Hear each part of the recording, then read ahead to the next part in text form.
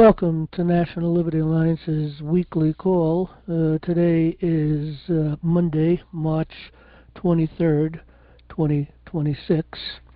We broadcast live every Monday from 9 p.m. to 11 p.m. Eastern Time. If you are listening in on Rumble or YouTube and you would like to join us live, you can go to nationallibertyalliance.org and join us on the Monday Call Live. Click on the button on top of the bar. Okay, if anyone would like to email a question, you can send your questions to mail. I don't think we fixed up the email yet, and I don't think we have questions fixed up yet either. So for right now, it's mail at nationallibertyalliance.org. If anyone, please support our business partners. You can find their banners on the right side of a website of which the proceeds go to support NLA's effort to save our republic. Also, please support NLA by donating $5 a month or more. You can click on our donation tab on the top right side of a website. Okay, we're going to pick up with our scripture reading. Tonight's scripture reading is going to be on, let me see if I can find that. Okay, John chapter 1. Read by Alexander Scorby.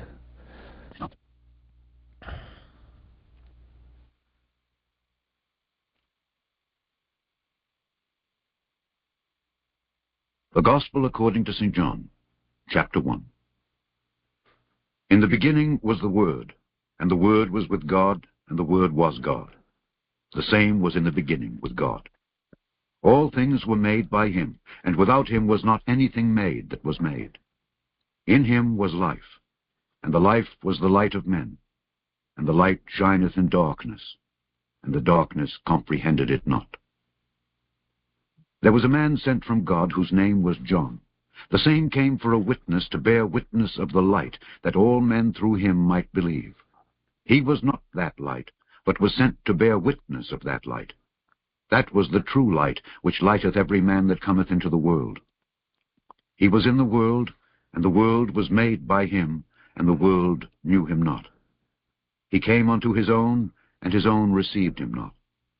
But as many as received him, to them gave he power to become the sons of God, even to them that believe on his name, which were born not of blood, nor of the will of the flesh, nor of the will of man, but of God. And the Word was made flesh, and dwelt among us.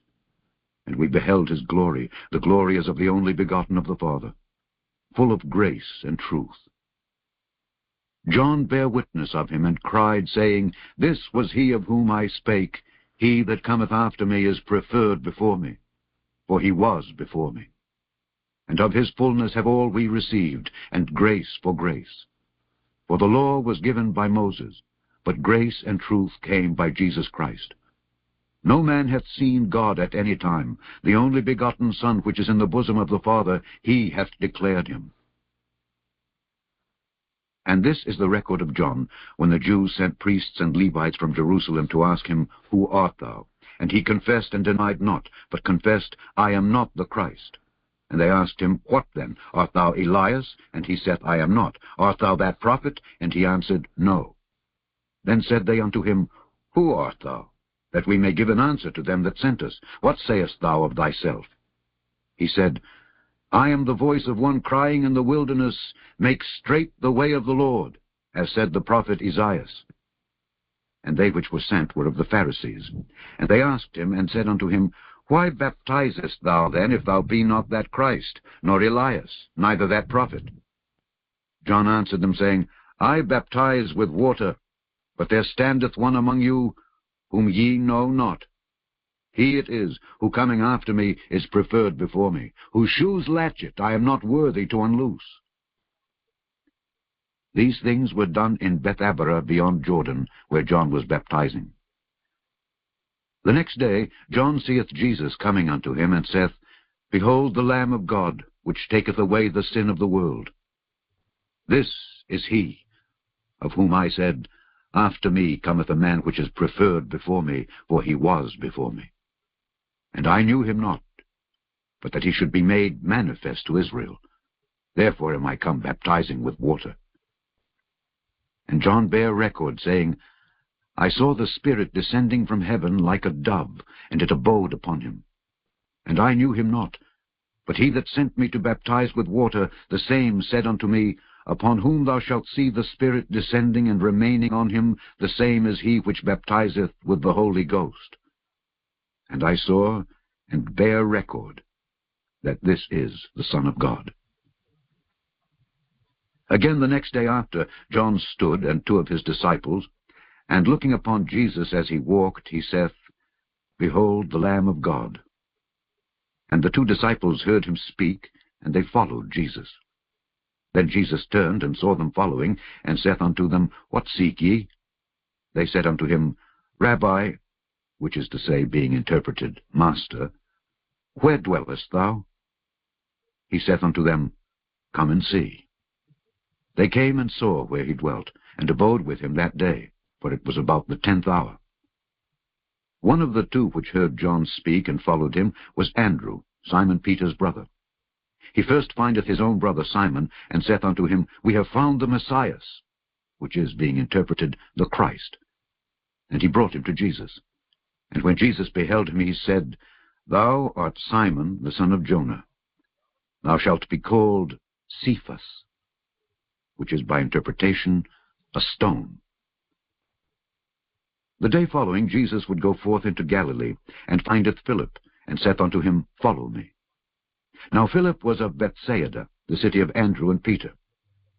Philip findeth Nathanael, and saith unto him, We have found him of whom Moses in the law and the prophets did write, Jesus of Nazareth, the son of Joseph. And Nathanael said unto him, Can there any good thing come out of Nazareth? Philip saith unto him, Come and see. Jesus saw Nathanael coming to him, and saith of him, Behold an Israelite indeed, in whom is no guile. Nathanael saith unto him, Whence knowest thou me? Jesus answered and said unto him, Before that Philip called thee, when thou wast under the fig tree, I saw thee. Nathanael answered and saith unto him, Rabbi, thou art the Son of God, thou art the King of Israel. Jesus answered and said unto him, Because I said unto thee, I saw thee under the fig tree, believest thou? Thou shalt see greater things than these. And he saith unto him, Verily, verily, I say unto you, hereafter ye shall see heaven open, and the angels of God ascending and descending upon the Son of Man. Okay, Jen, do we have any questions tonight? Yes, John, we have a couple questions. Okay, we haven't been receiving any mail from questions at National Liberty Alliance yet, have we? No. I'm not sure that I set that up again yet, so I'll have to check into that. Before we get started, just quickly, how's things going with the bounces with you and Terry? Have you guys been able to figure things out and how we're going to approach this? I think Terry's on. When I left her, she was working on a technique. She had to do a little programming to get it to scan a large number at a time. Okay. John, I haven't gotten the password for the database back out. They change it every year, and I haven't gotten it yet this year. Yeah, they're slow in responding. I guess you called them earlier today, right? Yes, twice. Okay. Yeah, they're slow in responding, but hopefully they'll get back to you tomorrow. All right, let me know how you make out, and if we have to do this a little bit more manually, we'll break things up into pieces. But hopefully we'll be able to work things out in the way that you're thinking of doing it. So, okay, with that, Jen, what kind of questions do we have tonight? Well, the first one is, I would like to share something with NLA if they are not already familiar with this subject. The entire judicial system has been involved in embezzlement on everyone who walks through their doors, both plaintiff and defendant alike. Every docket, every case is bonded and monopolized and invested. I urge anyone to look into the CRIS system, that's Court Registry Investment System. Could it possibly be the reason that hardly anyone today has success in the courts? And then he had 2 attachments assigned to that supporting this reality. Right. Are they long attachments? Anything we can deal with at the moment? Why don't we go on to the second one, and I'll dig them up, John. Okay. All right. Well, just real quick, though, to respond a little bit of what they're saying. Yeah, I'm somewhat familiar with what he's talking about, or she. I don't know who, he or she. But, look, at the main problem is the Rules Enabling Act. And with that, they abrogated the law of the land. Literally abrogated the law of the land. Literally shredded our Constitution. We talked a little bit about this last week, and I do want to talk a little more tonight about that, but we'll see where we go first of all with these questions. Okay, let's go to the next question. When recording something within the county, can one mail something to be recorded through the mail, or is this to be done exclusively in person? Also, if attempting to record a document in person and the recorder refuses to record, can I go to a neighboring county and have them record my documents? Yeah, absolutely. Many, many years ago, when we were thinking about making a declaration concerning ourselves, I know I did record a declaration in my county, and I know someone else in a neighboring county that couldn't do it. They rejected it in that county, and they came over to my county and they recorded it here in my county.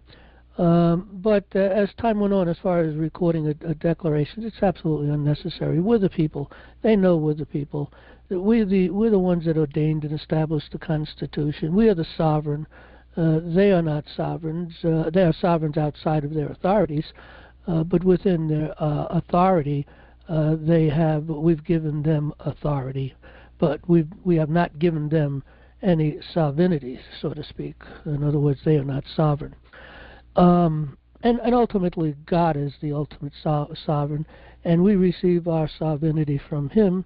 And of course, not in the natural law. Our sovereignty rests in our law, which is the Constitution, particularly also the Declaration of Independence, and of course the Capstone Bill of Rights. But yeah, that's the big problem with these people. But as far as filing this kind of a thing, yeah, you can go to another county, and I don't know what they're trying to file. I presume it's a declaration. They don't mention, do they, Jen? No. Okay, probably a declaration. No, go ahead. Next question. Yeah, checking the references on the first question. One of them is 57 pages long. We'll lay that aside. And the other one, I guess, is longer. It's larger. It's 8 megs. Mm. And there are a bunch of tables and that sort of thing. It's nothing you can really read and comment unless you have it in front of you. Okay. Okay, that was the only 2 questions then, John. Maybe I'll try to take a look at that, see if there's anything I can say about that maybe next week.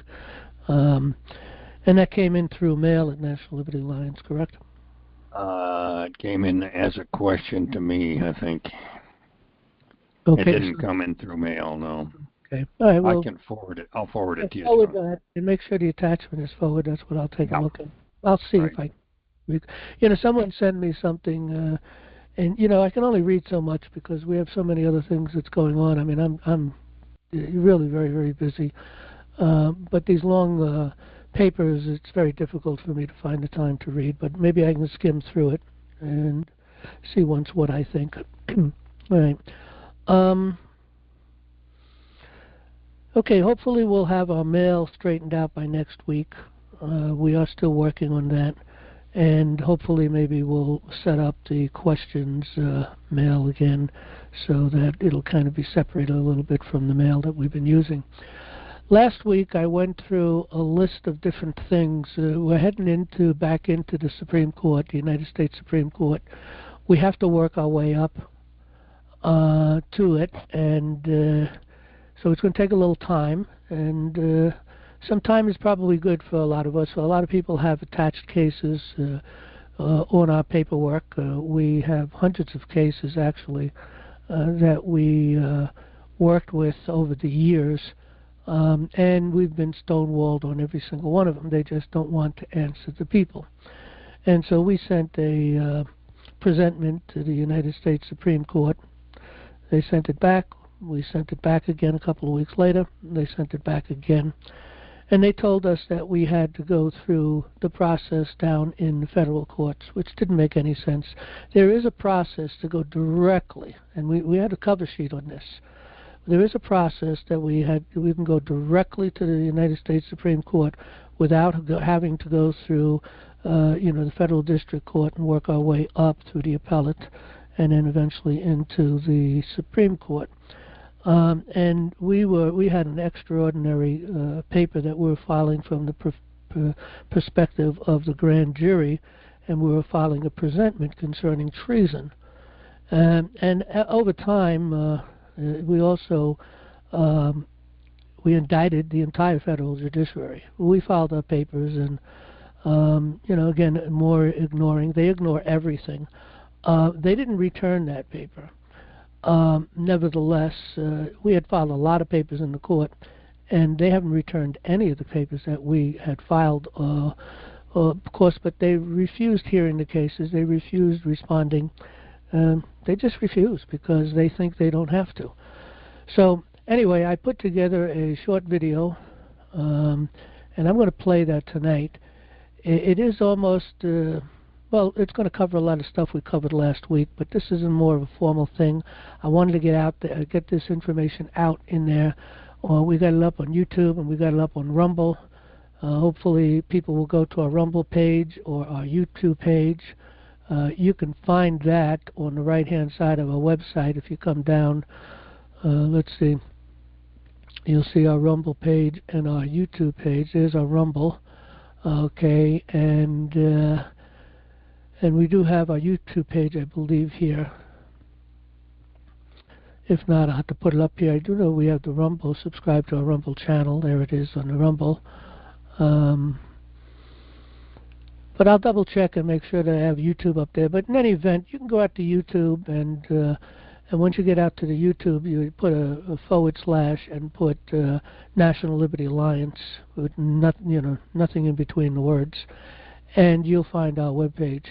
And the video that we put up there that we really want to try to make go viral is a video on treason, and that only the people can save the Republic. So it's treasonous courts, and it lays out what we plan to do. We're looking for anybody that wants to attach a particular case to this. Now, we're not going to fight your case, but we're really going to bring that case forward, and it also becomes evidence. We have hundreds of cases that we're going to attach. Not that we're going to attach the full cases, but we'll just basically have reference. We set up let's see if I can find this. It should be on our front page right on top. We set up a page where people can click on and file an affidavit for the Supreme Court. So you can join our U.S. Supreme Court case concerning a denial of due process, and we'll be putting more information, more details out here soon, and we'll probably put it right here, or we'll put another link depending on how much information. But we'll see what we do. But right now, if you click on that link, this is the layout of the affidavit we want people to fill out if they want to present their case with our presentment. And the key point to all of our problems is denial of due process. You don't get denial of due process in any court in America. It doesn't exist anymore. You also don't get the law of the land anymore. That doesn't exist anymore either. We're under civil law, and the Bill of Rights has been trashed. They don't recognize that anymore. They play word games, but they know what they're doing. They're guilty of treason. Every judge, from my opinion, they should be in jail. Some of them should end up on the end of a short rope, but that's up to a jury to decide, of course, but that's my opinion. They have destroyed so many people, so many lives, and they put a lot of people in jail, through their tax courts. That is unlawful, of course, and it is what's called debtor's prison. Done away with that a long, long time ago. But they resurrected it because they feel they could. And they just made it up. And I think we'll be laying that out very specifically in our case. And again, we're not asking the United States Supreme Court to do anything. We're not asking them, we're telling them what they need to do. And if they refuse to do it, then they too are guilty of treason. And I think it's going to be made quite clear after you listen to the video that we're going to play right now. And once we get the paper together to file, I think I could have it all together in 2 weeks. So once that happens, we'll read the main part of the paper. We'll not be able to read the entire paper, but we'll put links to the entire paper because it's going to be hundreds of pages. And definitely well over 100, maybe 200 or just under, but the attachments will be huge also. The affidavits, we want only one-page affidavits. And the key part of the affidavit is really, you give the basic information and what denial that they had given you. For instance, you'd have your case number, the name of the court, the address of the court, your county, whether it's a civil or criminal case, the date that was filed, who the plaintiffs are, who the defendants are, and the case disposition. And then, really very shortly, for the rest of this page, is to lay out what unalienable rights you were denied. Because that's the key, and that's why the federal court can only answer those problems or those situations. They are not interested in, nor should they be interested in, the actual case itself that's happening maybe on a village court, a town court, a county court, a state court. They really don't care, and they shouldn't care. The concern is if a denial of due process, that's the only thing that counts. If that court does not have the power or the authority to hear that case, or if they did hear that case and required to take that case on when they didn't have the authority to take that course, that on the jurisdictions, they have to have both subject matter and personam jurisdiction, and they do not have personam jurisdiction in any of these courts, and that includes the state court. But reality is the way one perceives it. So right now, the reality is that they have power and authority because people believe they do. But the fact of the matter is they don't, and we're going to make that crystal clear in our paperwork, and I think maybe we're going to make that pretty crystal clear tonight as we look at this video that we posted up on both YouTube and Rumble. And after that, we'll take questions and comments. Right now, the queue is open, so if anybody wants to get into the queue, it's a *6 and a 1 if you're on a phone. And if you're on a app or browser, there should be a button to be able to push to get into the queue. So let's start this video here. As we work our way up to the United States.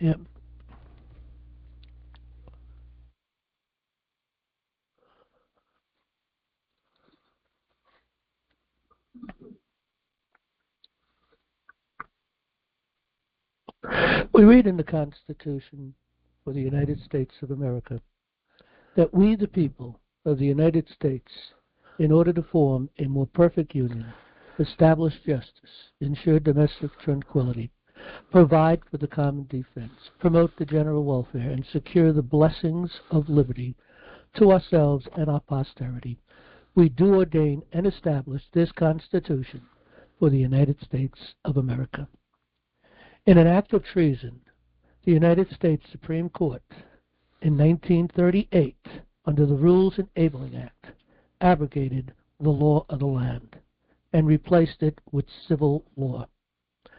We read in Article 6 of the Constitution that this Constitution and the laws of the United States, which shall be made in pursuant thereof, and all treaties made in which shall be made under the authority of the United States, shall be the supreme law of the land, and the judges in every state shall be bound thereby. Anything in the Constitution or laws of the states to the contrary, notwithstanding. The United States Supreme Court in 1938 committed an act of treason.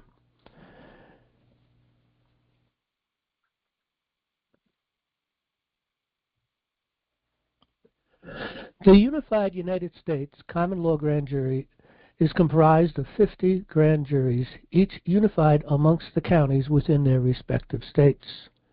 All 50 states have unified nationally as an assembly of thousands of people in the name of we the people to suppress through our courts of justice subverts acting under the color of law within our government.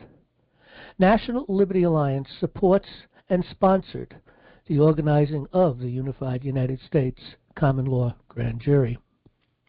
On October 10, 2024, the Unified United States Common Law Grand Jury served a presentment upon the United States Supreme Court.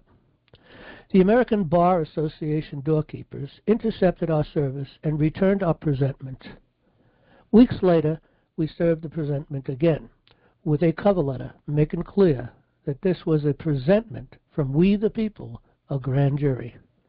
But the seditious ABA doorkeepers intercepted our service and returned our presentment a second time. On January 15, 2025, the Unified United States Common Law Grand Jury filed with the United States Supreme Court an unprecedented indictment against the federal judiciary for treason, for covertly changing our natural law courts of justice into chancery courts, operating under Roman civil law. Whereas again, the American Bar Association doorkeepers intercepted our service and returned our indictment. For the aforesaid reasons, we will file our papers in the lower federal courts and pay their extortion fee as we work our way up to the United States Supreme Court. Because the lower courts are unable to address our case, we estimate it will take about 6 months to get to the United States Supreme Court's door. Between now and then, we need to draw critical mass, and that is up to the people that see this video to make it go viral and start bringing this issue into the social medias.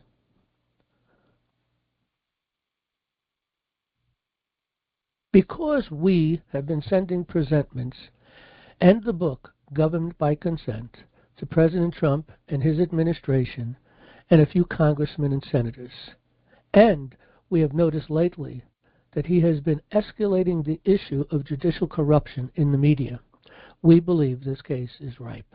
And with critical mass and President Trump and his administration pressure and exposure of the United States Supreme Court's subversion will force the courts to do the just things and return our courts back to we the people. We have hundreds of cases that we will be attaching as evidence of subversion and conspiracy against the federal judiciary and the U.S. Supreme Court, crimes of denying we the people's due process. Anyone who has a case in the federal court, state court, family court, probate court, county court, city court, town court, or village court, and would like to attach it with our presentment, go to nationallibertyalliance.org and click on our affidavit for U.S. Supreme Court to join our U.S. Supreme Court case concerning denial of due process. More details soon. We will also teach all involved how to resurrect your case to be heard in a court of justice. More info and links in the description below. The Constitution defines the law of the land as natural law and equity under Article 3, Section 2, ordained by we the people, as the supreme law of the land, found under Article 6. Equity being legislative law to govern government agencies and their agents and interstate commercial activities, and not we the people. Whereas the limitation of their authority is clearly defined under Article 1, Sections 8 and Section 9.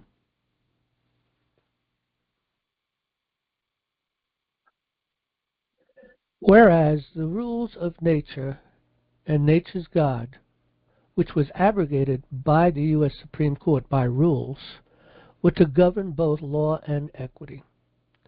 Natural law is simply common sense, governed by the doctrine of the King of our natural law courts, namely Jesus Christ, found in the Gospels.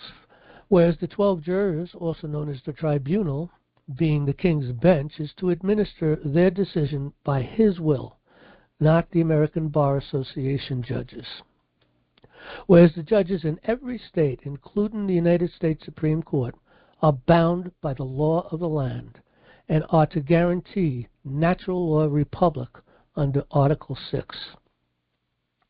The United States Supreme Court, being subject to our natural law republic, must obey the sovereign, also known as we the people, or be impeached for bad behavior under Article 3, Section 1. And if we cannot achieve a Republican Congress and a Senate that will exercise the law and the will of the people via the upcoming midterm elections, then we will indict them for treason. The Bible and Prayer in Schools. In 1963, the Bible and prayer was outlawed in the classroom, which marked the beginning of moral decay in America. In 1789, Congress and President George Washington passed and signed into law of the United States Annotated Code, Article 3, which states, "Religion, morality, and knowledge being necessary to good government and the happiness of mankind, schools and the means of education shall forever be encouraged."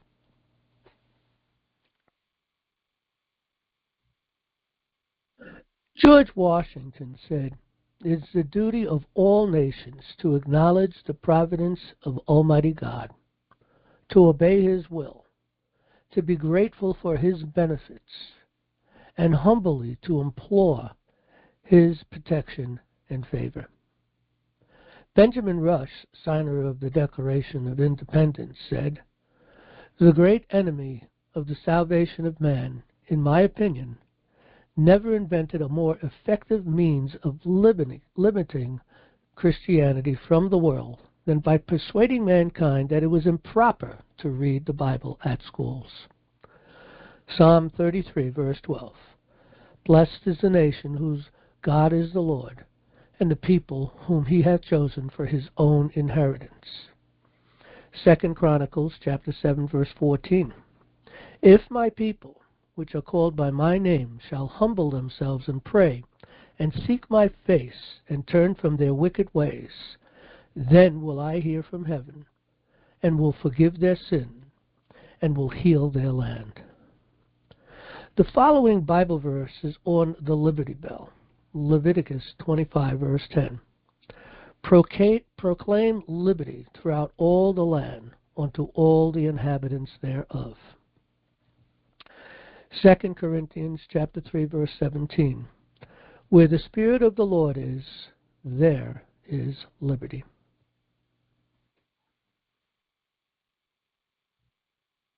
Treason. Every judge who denies the people due process in a court of law is guilty of treason. Judges have no more right to decline the exercise of jurisdiction which is given than to usurp that which is not given. The one or the other would be treason to the Constitution. Cohen versus Virginia. And seditious conspiracy under 18 U.S.C. subsection 2384. The courts have conspired to overthrow the supreme law of the land by forcing countless millions of people by judicial machinery to prevent the execution of due process.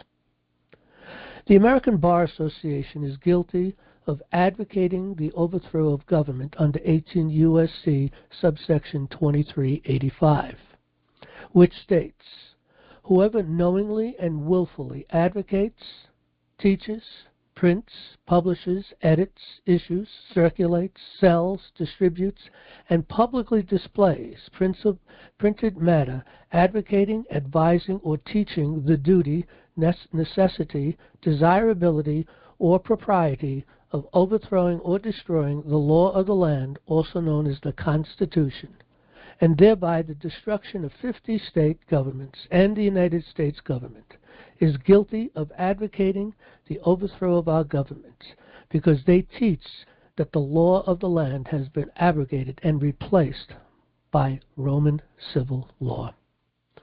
According to the Federal Judicial Center in 1938, pursuant to its alleged authority under the Rules Enabling Act of 1934, the Supreme Court enacted uniform rules and procedure for the federal courts.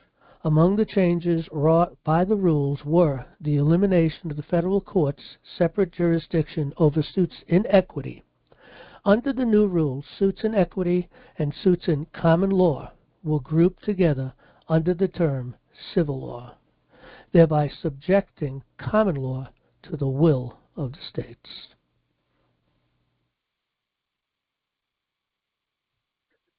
The American Bar Association controlled United States Supreme Court, and the American Bar Association controlled federal judiciary.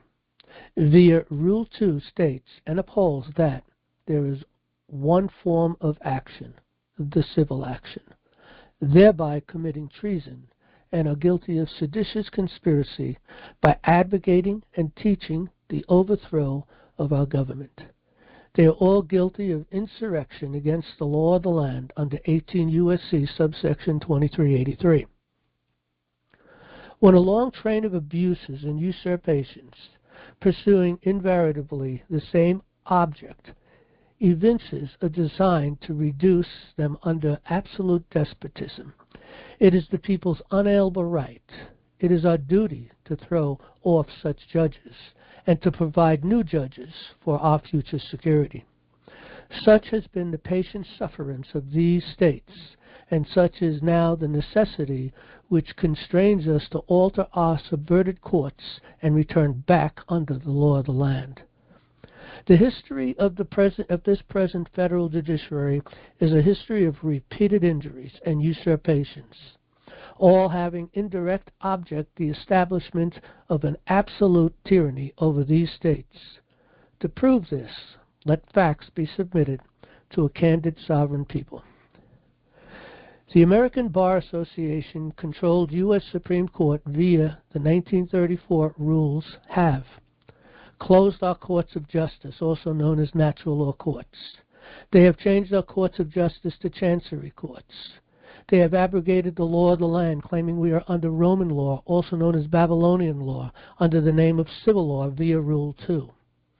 They abolished the rules of common law, thereby removing common sense coupled with the doctrine of Jesus Christ.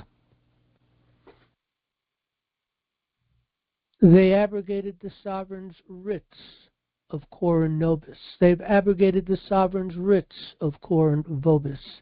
They've abrogated the sovereign's writs of audita querela. They ignored our writs of habeas corpus. They ignore our writs of quo warrantos. They ignore our petitions for redress of grievances. They abrogated the fully informed, free and independent grand jury to be oriented by the people. They abrogated the fully informed, free and independent petit jury to be orientated by the people. They abrogated Amendment 1 by making law from the bench forbidding prayer in school. They abrogated Amendment 1 by making law from the bench forbidding the Bible in school. They abrogated Article 5, destroying the balance of power that denied the equal suffrage in the Senate via the repugnant 17th Amendment, a repugnant law that they had the power to nullify. They abrogated Article 1, Section 9, Clause 4, that denied direct tax via the repugnant 16th Amendment, a repugnant law they had the power to nullify. They infringed upon our Second Amendment right to keep and bear arms. They abrogated the original 13th Amendment that prevented bar judges and bar lawyers from holding positions of honor in our courts. They provided for debtors' prisons via the federal tax courts controlled by the foreign banksters for the unlawful tax schemes under the pretense of a fictional interpretation of Article 1 courts that does not exist. They changed common law to mean judicial comity.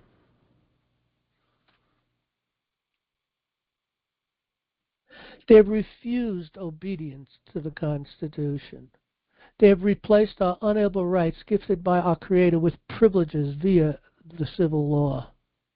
They have turned over control of our courts and the writing of repugnant rules as law to a foreign entity known as the bar. They maintain status quo rulings in opposition to the law. They sent hither swarms of officers to harass the people and eat out our substance in traffic courts, village courts, town courts, county courts, and state courts.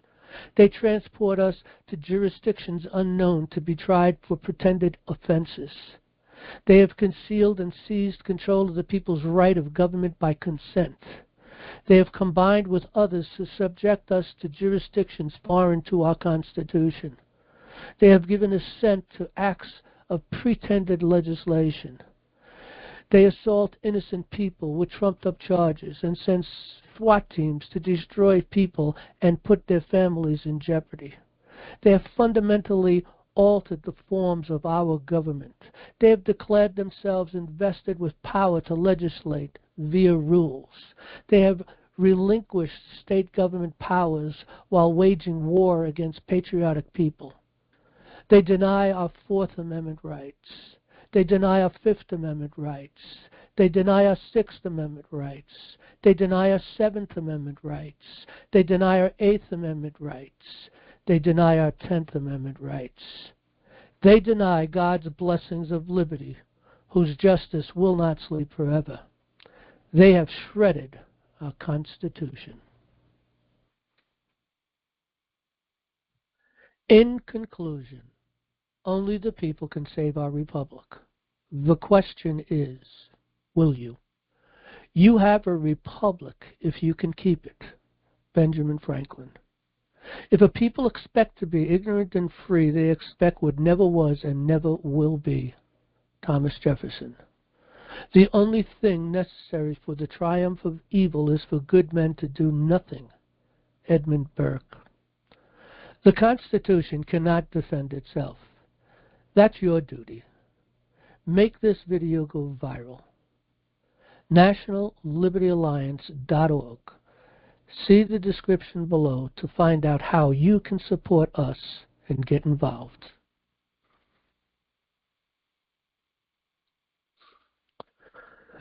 Okay, I'm not going to play this video because we've already taken up too much time with the video. People can copy, if you can see this up here. I think what we're going to do is once we get our email going again, and we do hope we're going to be doing that in the next few days, then we will send out, when Jan sends out his next weekly letter, then he'll include this particular video. This is a video that everyone should see.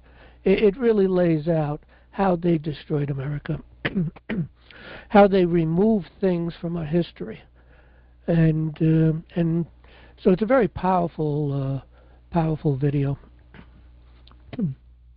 But again, you could probably find this. This is YouTube, I believe. Yeah, YouTube. You could probably find this by just searching the year 1913 Reset America hyphen, and almost nobody knows what changed. Okay, so you could probably find it just by writing those words into the search bar on YouTube, and you get this video. But we will have it included in our next newsletter. That'll be going out next Sunday. We do believe we'll have our email back up and going by then. And I'm going to be sending some email out also in between, more information on the case, what we're doing. And we need everyone's help, on this. And we'll add this video also when I send that information out, and we'll also add the video we just played. But people really need to get this message out. We're not going to take back our courts unless enough people understand the problem, and it becomes realized that that a case like this has gone before the Supreme Court, because we will get it up there. We'll be copying President Trump and his administration. We had copied President Trump and his administration on everything we've been doing for quite a few years now.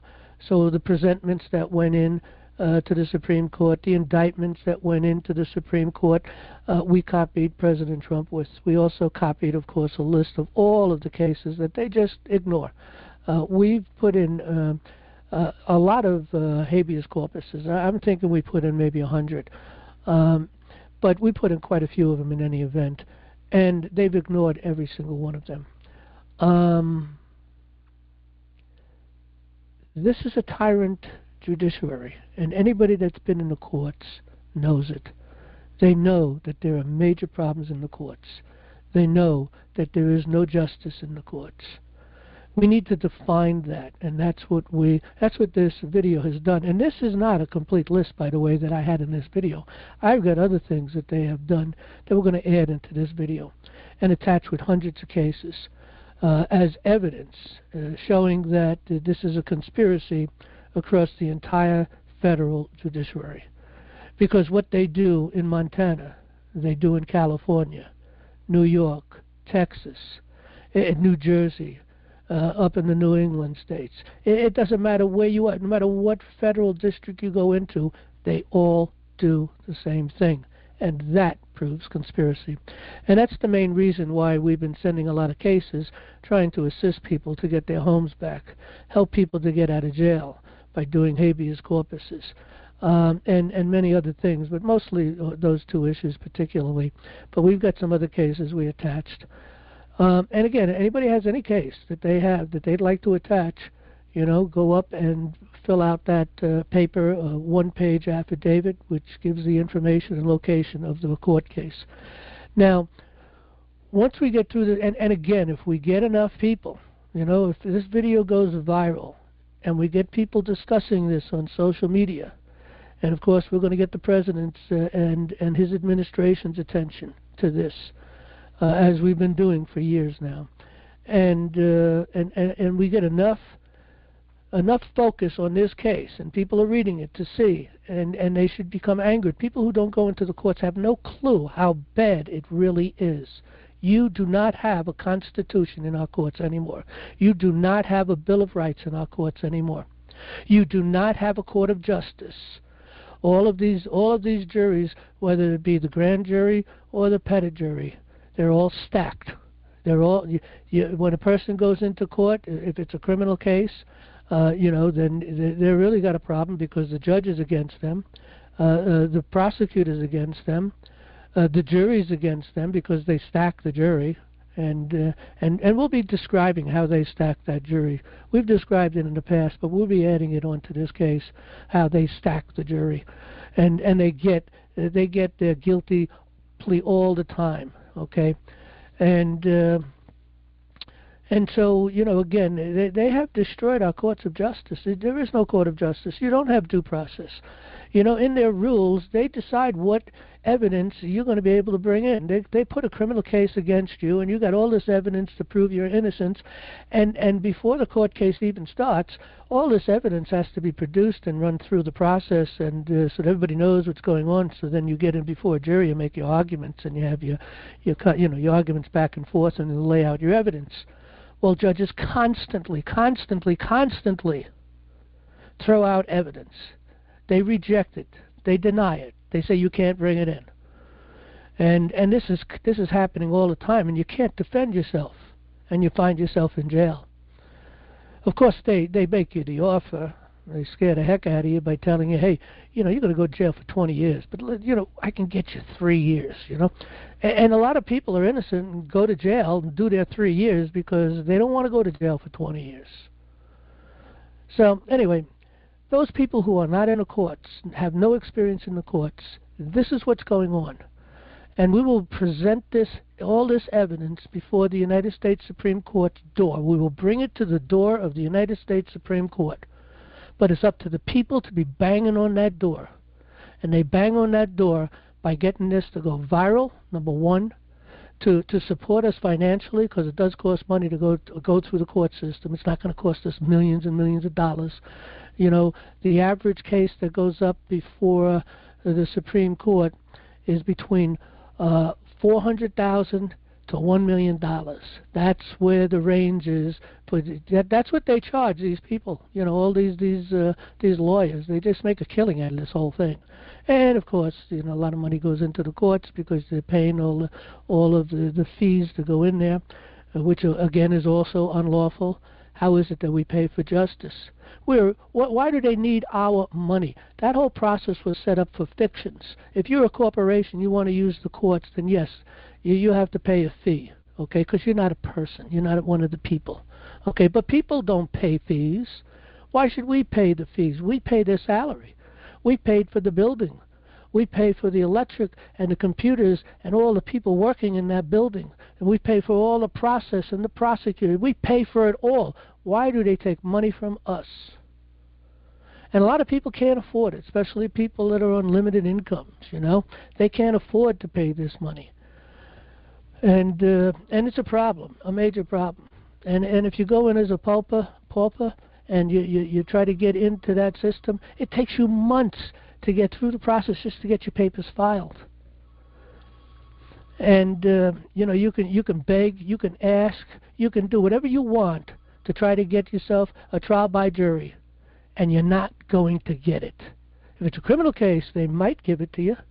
If it's done down in, first of all, if it's done down in the lower courts, a lot of times they put people into jail without even, you know, an indictment.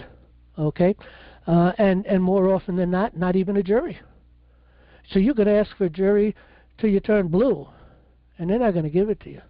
Okay, once you get up into the state courts and the federal courts, now they got to stack the juries because they're going to have to give it to you if it's a criminal case. But they try to settle with you and just put you in jail for as long as they can, and they get away with it.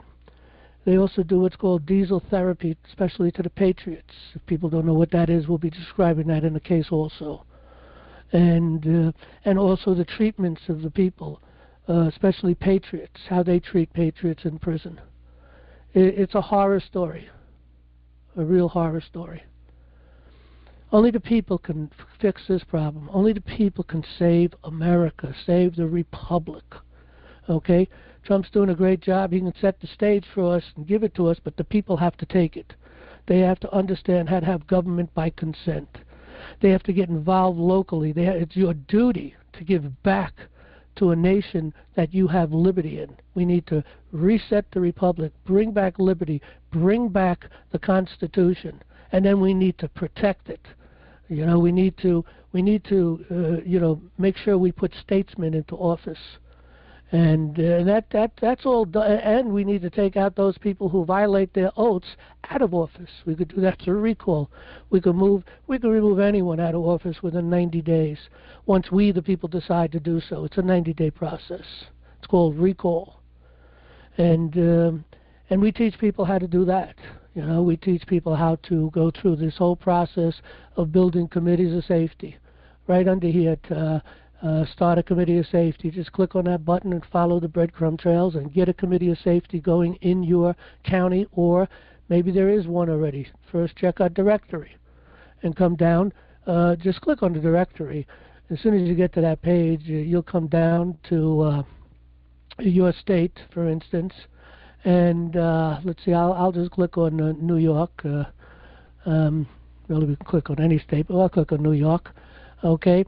And we have, these are the committees of safety we have going in these particular counties: Broome County, Dutchess County, Manhattan, Niagara, Rensselaer, Suffolk County, Wayne County. And these are the people of contacts that are putting it through the process. Unfortunately, sometimes people start the process and they fall away, they fall asleep. You know, so anybody could pick up on this thing and push it along. But if your county isn't in here and you can't connect with someone in your county, then you come in and just sign in and start a committee of safety. Get it going. Learn how to take control of local governments. Learn how to take control of the school districts, to require them to bring to our children a good curriculum. And learn how to take people out of office. Learn how to take control of your senator. Well, unfortunately, the 17th Amendment gave the election of senators to the people. It belongs to the state. We need to return them back to the state. But nevertheless, you know, you have your congressmen, and if they're not representing you and they're not obeying the Constitution, then we need to get rid of them. We'll teach you how to do that. We have handbooks for this purpose. Right under the Starter Committee of Safety, click on Handbooks, Videos, and Tools, and you'll find all the information you need to create a committee of safety, step by step. We did a bunch of short videos. Most of these videos are like 20 minutes long, and you know, it lays out the different subcommittees you have. You know, the government by consent really is the whole committee process. Committees of safety, committee of safety charter. You need a charter. We teach you how to do a charter. Committee of Safety resolutions. We teach you how to do resolutions and put it all together. Committee of Safety Educational Committee, the Political Committee, the Judicial Committee.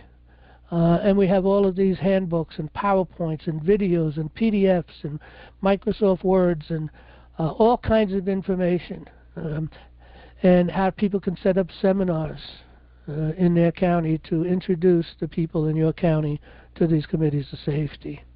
You know, you go to gun clubs, you go to different various organizations in your county, and you invite them to, a seminar. And you can lay out a whole seminar. Usually on a Saturday is the best time to do it. And a good seminar will go about 4 hours. There's a lot of information to share. But people need to do this, and if they don't do this, then guess what? We don't deserve a republic. As Jefferson said, if people expect to be ignorant and free, because people don't know how to have government by consent. You know, Trump could give us the government back, but people don't know how to have government by consent. I speak to myself first. I didn't know how to have government by consent, but through research, we put it all together. Now we know how to have government by consent. We know how to take control of these people. But it's up to you. It's up to the people to do this, because the Constitution cannot protect itself. All right, again, we're going to go move into questions now, but everybody, we need money to do this. Anybody that wants to put a case in, then I strongly suggest, maybe we'll make it a requirement that you take the course. We have the course, Court Access in the Common Law. It's a 90-hour course, and it teaches people on how to work through the due process of the court, how a court system works, and how to get your papers together in the different forms and the processes of discovery and all the things you need to know on how to go in and build and fight a case. And we will probably do something special when we're coming close to the Supreme Court. Maybe we'll do something special with those people who have cases, and work with them to assist them.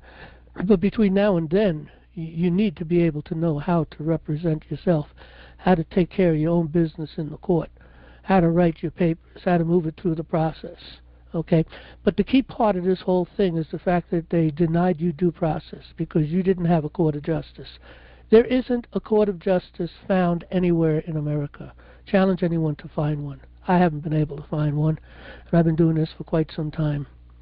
But in any event, there is no court of justice.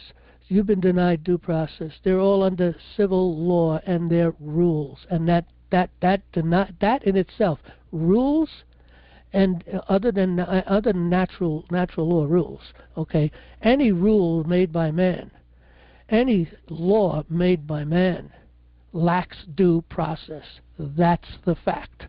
And everybody, if you were prosecuted in a criminal case, then they use civil law against you. And again, like I said, they stack the jury, and a lot of people in the lower courts, going down into the village courts, even down in the town courts, and even the county courts, more often than not, you don't get a trial jury. The judge does it all. He's the guy. You can ask until you're blue in the face. You're not going to get it. They maybe give you a 6-man jury, male or female, but a 6-man jury, and that's unlawful because it has to be 12. Okay, let's take some questions. Again, I hope everybody. Hit the wrong button here. Let me not do the wrong thing. Hang on a second. Okay, Q&A. Okay. Again, let's get this viral. Let's get this. Let's get it up out into whatever social media. Get this video out into social media everywhere you can, and get some conversation going on it. Get some excitement. Invite them to our Monday night meeting. Invite them to our website. And again, we'll be putting together the case. And I think 2 weeks I'll be able to have the case together. And particularly the main part of the case. Again, we'll probably have I'm guessing 12 to 15 pages, which will be the nuts and bolts of the case, or shall I say the introduction to the case and laying out what the case is about and all of the violations. But we will have lots of memorandums of law that will really bring all the necessary information to support what every point we're making. It'll be supported by a memorandum of law and also law the way it was when we had law. A lot of Supreme Court rulings that were very good. Our founding fathers, their quotes and statements concerning the law, the Constitution, the the conversation, for the creation of our Constitution and our Bill of Rights and the Declaration of Independence, but particularly the Federalist Papers, which really brought to us the Constitution and the Bill of Rights. But the Declaration of Independence lays the foundation of our law. Our law is the laws of nature and of nature's God. And even equity, equity is legislative law. It's also referred to as positive law, and but equity in a common law republic, equity must be under the common law rules, not the rules of man, because that's who we are as a people. That's what we laid out as the foundation of our law in the Declaration of Independence. We also laid it out to some degree, of course, in the preamble to the Constitution, where again they violated we had told them, and let me just read this, this puts out 6 directives. Anything that government does, they must adhere to at least one or more of these directives when they're doing whatever it is that they're doing, that we've given them powers and authorities to do. And I would guess that 90% of what they do is unlawful. And I don't think that's an exaggeration at all. We the people of the United States, in order to form a more perfect union, that's point 1. The purpose of this Constitution is to form a more perfect union. Establish justice. They've destroyed our justice. Ensure domestic tranquility. We don't have tranquility in our lives. They're constantly coming out. They just never leave us alone. Provide for the common defense. Promote for the general welfare. Well, they want to promote for the general welfare of illegal aliens. Secure the blessings of liberty. That's the key. Secure the blessings. Liberty is a blessing. Comes from God. God's the only one that blesses us with these things, and they are to secure that. And clearly they have not secured that, especially in the courts. Secure the blessings of liberty to ourselves and our posterity. We do ordain and establish. Kings ordain. We are the ordainers. We are the sovereign. We, the people, ordained and established this Constitution for the United States of America. So they violated right there in at least 3 of these items. We'll talk about the courts now. At least 3 of these requirements, 3 of these directives, they have violated, trampled upon, discarded, denied. And they throw us out of their courts, unless they want to keep us in their courts so we can go to jail. It's the only time they want us in their courts. You can't go up against the status quo.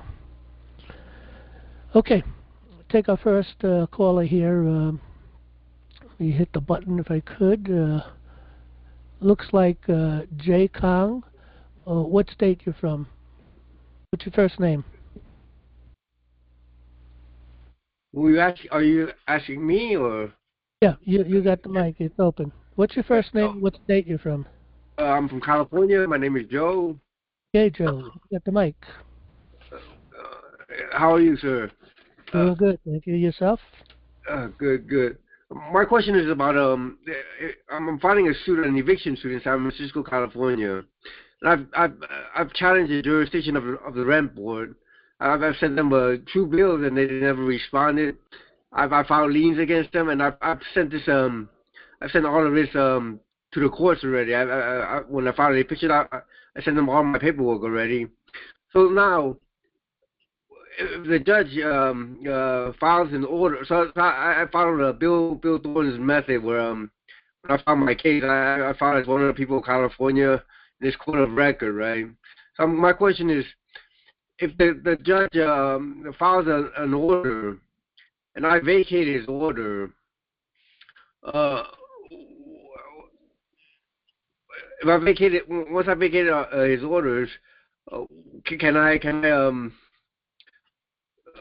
hold on, give me a second. Can I follow the proposed order? Go ahead. I'm sorry. Yeah, well, again, if you're in court, did you ask for a trial by jury? Was that? Are you the plaintiff or the defendant? I'm the plaintiff. Okay. Being the plaintiff, you opened a court of record.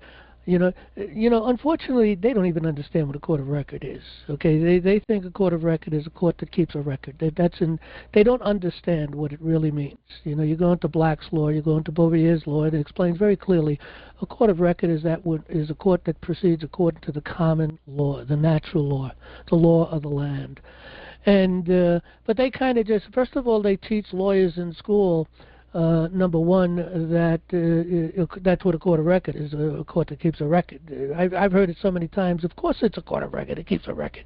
I mean, that's their thinking, that's what they're taught. Again, that's subverting our Constitution. They're also taught that comedy is common law. Okay, comedy is trial court decisions, which most of it, a lot of them is just garbage. Okay, but anyway. They make the law up in the trial court decisions, and then they apply it as law. That's what they call common law. But we're not under, when I make my argument, I talk about natural law. Okay, natural law is defined in the Declaration of Independence, the laws of nature and nature's God, and legislators are not God, so they cannot legislate, they can't make rules because they don't have that power or authority. But anyway, they really don't understand all that. But you still want to open up a court of record. But the key thing is you want to put that you demand trial by jury. That's what you want to put in. And then you have to build your case, and you got to be able to, give that case, to the jury and convince the jury of your position. And so. We teach in our law class, we have a 90-hour law class, we teach there that what you need to do is really learn how to use the PowerPoint, because it's really good to have a PowerPoint. It keeps people's attention, it keeps them awake, and if you put a few little things in there, pictures and the different things, and the way the words come out into at point to point to point, they appear on a page as you go by. It keeps the jury awake, number one. Number two, they're hearing it and they're seeing it. Okay, so you can really build a good case by PowerPoint. And so people should learn how to use PowerPoint. It is pretty simple. You just play around with it. You'll figure it out. But there are lots. We also make links in there where you can go into YouTube to learn PowerPoint. I mean, you could just go to YouTube and just put in, how to use PowerPoint, and you'll get all kinds of things that'll come in, give you, and you can start, going through that process there. But the thing is what you're doing, the judge does not. If you opened up a court of record, you see, unfortunately, people yield to the court by not arguing or making the point to the case. You don't want to look for an order to vacate. You want to challenge the court and make the point that that this is supposed to be a trial by jury, and therefore summary judgments, which is what they're doing. Okay, is making summary judgments throughout your case. They do this all day long, every day in all courts. It's all unlawful. That lacks due process. That's the point. They don't have that power or authority. Their only purpose in a court of law, because that's what you're opening up, a court of law, which is a court of record, which is a trial by jury, which operates under the law of the land, which is natural law, the laws of nature and of nature's God. Okay. At that point, they do not have any power or any authority to make any decisions on the case. Their only purpose there, if a judge is in the courtroom, he's supposed to put on his magistrate cap, because all judges are magistrates, and all he does is act as a traffic cop to keep things moving along, and then execute the will of the jury, and over to the sheriff for execution for whatever it is. And that's how it's supposed to. You need to learn that. for rent court, they don't have trial by jury. They have jury trials. They Yeah, well, don't do that. in rental court, are you in New York City? Where are you at? I San forget. Francisco. San Okay. Francisco. Maybe it's the same thing as New York City. They have literally it's all just, that's exactly what they call it, I think they call it rental court, or they call it landlord's court, or whatever the court, something like that. But it's all about rentals. I mean, that whole thing is lax due process. You don't belong in that court. You can do what's called a denial of due process, move it into the federal court for denial of due process. They can't argue the case there. The case, and they won't want to. They don't want to argue the case in the federal court because they know that they can't hear the details of the case. But if you're making the point that you are being denied due process, and that this court is incapable of giving you due process, therefore your wherefore clause is that this court needs to cease and desist. Well, I haven't gone to court. My court date is coming up on the 2nd, so I'm wondering if once I go to court and the court files a verdict against me, I'm seeing if I can just well, again, do you know what do you know about filing papers in the courts? Do you know anything about the federal courts? Do you know how to file a denial of due process in a federal court? See, if you file a denial of due process in the federal courts, then that court needs to stop. Can't do nothing until that case is done in the federal court. The problem is the 2nd is next week. I mean, you don't have much time. You have to know how to do the paper. And again, this should serve as an example to everyone that's listening here that are not in court, never been in court, don't think that they have to worry about being in court. Trust me, you do have to worry about being in court one day. You know, in your lifespan, you'll probably end up in court at least once, okay? And it may even be a criminal case. You better be able to deal with that problem because lawyers will only sell you out, okay? That's all they'll do. They're part of the gang. They're on the side, really, with the judge and the prosecutor. They're not interested so much in anything other than money. They just want your money, and they'll keep charging you, billing you, and billing you, and billing you, and billing you, and then you go to jail, you know, if it's a criminal case. Or you lose if it's a civil case. You know, they don't care. But the thing is, this needs to be taught in school, okay? Children need to know, by the time they come out of 12th grade, they should know exactly how the court systems work, you know, from the lowest court going down to the village court all the way up to the federal court. You know, they need to understand how that works. They need to understand what due process is and how to go about filing their own papers. And, you know, children could learn this, especially when they get into high school. They're well capable of learning these things. And they need to be able to take care of their own business. And there are 2 reasons why they don't teach that in school. Number 1, you got to keep the slaves ignorant. Okay, we're slaves. We've been enslaved to these people. We've been living in a fantasy and a fiction all of our lives. It's being exposed now. But that's the first problem there is dealing. They want to keep us ignorant. Okay. The second thing is you're robbing. They feel that you're robbing the lawyers because you don't need lawyers no more. You know, it might be a good idea, especially if it's a criminal case, and if it's a case going up against the status quo and it's big and complicated. It might be an idea to hire a lawyer to assist you, to give you some direction. Check out your papers, see what they think. You know, I mean, you know, you can use a lawyer for certain things and only use them occasionally whenever you think you have to use them. But you should be able to run your own case and take care of your own business. They'll say only a silly person. They use different words, but I'm trying to think what it might be. But in any event, you know, only a silly person's going to go in and defend themselves. You need to get a lawyer. Well, look, nobody knows your case better than you. Okay, if it's a criminal case, then maybe, you know, it depends on what's going on. You definitely would want a lawyer with you, unless you're really good at this and you're spending time in the courts and you know how things work and you're used to articulating your case, you know how to present the case, and you know all of the facets of the court. Well, then you don't need a lawyer at all, because then you understand it all. But but generally, it doesn't hurt to have a lawyer for, to get some advice, thoughts, and ideas. But you do have a dilemma because you only got a few days and you don't know how to do these things. And people listening in, don't find yourself in this situation. Our course, you can find it. It's right on our front page. Let me get over to our front page, the welcome page. And it's right up on the top, okay? Affordable court access in the common law course. You click here to sign up. Okay, on this page, we give you a lot of information on what this course is about. It's a 90-hour course. It costs $125. If you go to college to get this course, let's see, we wrote it up here. A 90-hour course. If you were to go to college, it's 4 credits. Each credit costs you about 20. Depends on where you're going to college, but about $2,600 per credit.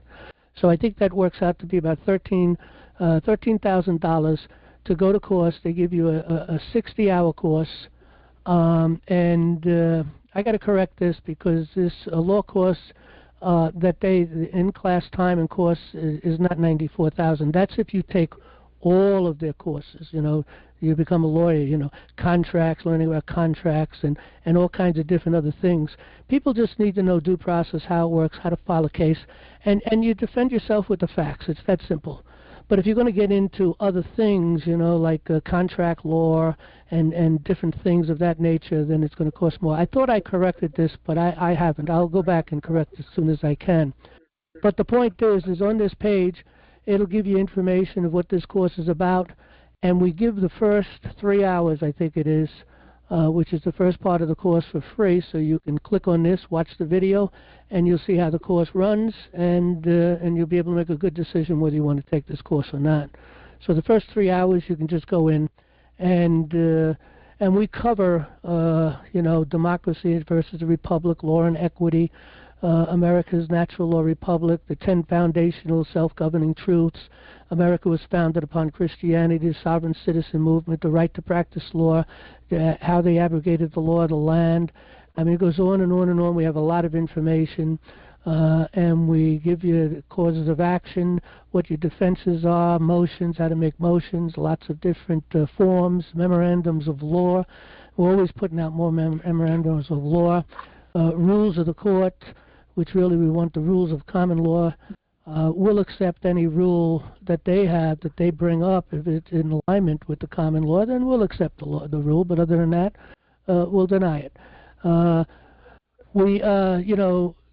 We give you how to make an appeal, how to do enforcement. We've got some case examples and just a lot of information in this course. And like I said, a course like this will run you about $13,000 in college course, and it would be, they have a 60-hour course. We have a 90-hour course. We teach common law. They don't teach common law.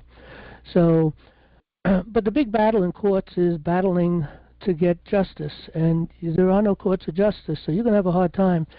There are ways, again, to kind of make things go slower. First of all, maybe you can call the court up and tell them, look, I think I need to talk to people to get some advice, counseling. Let them think you're going to hire a lawyer or whatever, but don't say you're hiring a lawyer. And you could probably say, hey, can I put this off till next month?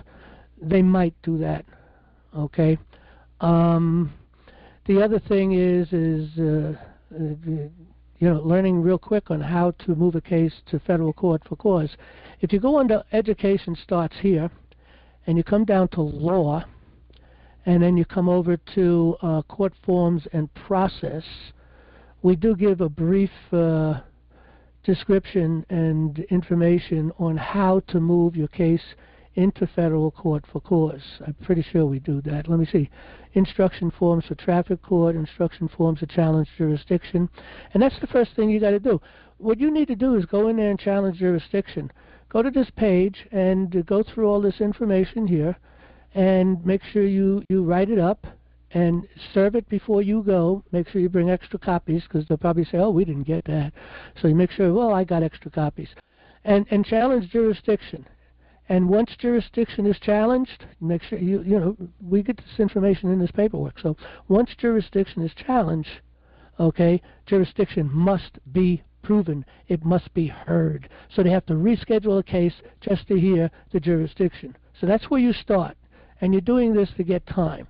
And at the end of the day, they're going to deny you jurisdiction because the judge is going to decide, well, I got jurisdiction, so let's move on. That's enough of that. Let's go. Well, you see, that's when you have to have your papers ready for federal court. And when you... Go ahead. What is tribunal? What? If we're the tribunal, not the magistrate, we're the ones who give the orders, right? We're the ones who we don't like the judge's decision, we can have writ of error, write a writ of error, and basically they've abrogated the writ of error. It doesn't exist no more. They've gotten rid of that under their rules. I mean, I have filed many writs of errors. They've ignored them, and my last time I filed a writ of error in a federal court, the judge says that's gone. The rules have abrogated that. You don't have that power and authority. That's a sovereign power, but you don't have that no more. So they don't recognize it. It's not that you don't have it, because you really do have it, but they're just not recognizing it. They don't want to hear it. Again, you have to battle them in a different way. Denial of due process must be heard.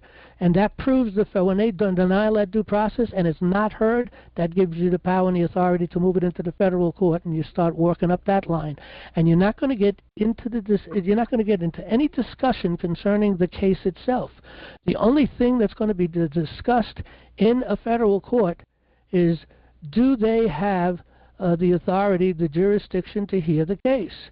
Your denial of due process, number one, is they refuse to hear. That in itself, in your wherefore clause, it should give you the ability to have that case thrown out of court by federal demand. It would be a judgment on the federal level, and that case would be thrown out of court.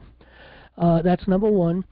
So that's a denial of due process to begin with. All right. And also, it's actually a jurisdiction that they don't have, and they denied the due process of at least a hearing, so that you can prove and show they don't have due process. They don't have jurisdiction. They may have subject matter jurisdiction, but they certainly don't have personam jurisdiction. Okay, and that's your case. All right. I basically have to file it with federal court. No, first you want to file in that court. This gives you time by filing in a court the challenge of jurisdiction. This is found under education. Are you seeing what I'm doing? Are you on the? Are you seeing my desk? On the computer, yes. Okay, education starts here. You come down to law. Okay, then you come over to court forms and process. It'll bring you to this page. Here's the instructions and forms to challenge the jurisdiction. Okay, you can alter this any way you want, but this is the general position and points. And then here, right underneath here, is the instructions and the forms to move your case to federal court for cause. And for cause means a denial of some of one of your rights. Okay? Now, it doesn't mean you're going to win in federal courts, because if there's no skin in the game and on their side, maybe they'll rule for you. And not everybody. Again, I'm always going up against the status quo, and but in your case too, to some degree, that you're going up against the status quo because you're going up against the establishment. So it's going to be a battle. Yeah. It's a battle. Yeah. Okay, well, we got to move to our next caller because it's getting late. But go through these things, and you come back and let us know next week what's going on. Because let's see, next Monday is what, the 30th, and Wednesday is the 1st, so the 2nd is on Thursday. So you have time to go put your paperwork together and then come back and tell us about things, and make sure you file it. Make sure it gets there to the courts, to the judge, and to the quote-unquote prosecutor. Okay, make sure you serve it on them. Do it by registered mail. Get a signature, and And as a matter of fact, let me think about this. Yeah, that should do it, but I mean, to really be safe, you use a sheriff to do the serving. You know, in most places it costs you $30-40, you know, for serving it. But do that, and then you'll be prepared, because now when you go to court, they have to deal with this denial of due process. Okay, I mean, with this jurisdictional challenge. And remember, a jurisdictional challenge, this is your argument in court if they try to push it ahead. You know, I decided I have jurisdiction. Well, I'm sorry, Judge, you know. And by the way, they're not even a judge. They're administrative judges. But in any event, you know, I don't know what they are, but they call themselves administrative judges. In any event, they will make the decision that, well, I decided I got jurisdiction. Well, that's a violation of law, Judge. You know, look at if the law is clear. It's in the paperwork, by the way. You can point to it. The law is very clear. Once jurisdiction and challenge, it must be heard. And you haven't heard the case, so you can't make a decision. Your decision is biased, because I have given you everything from my position, and I've given you the law.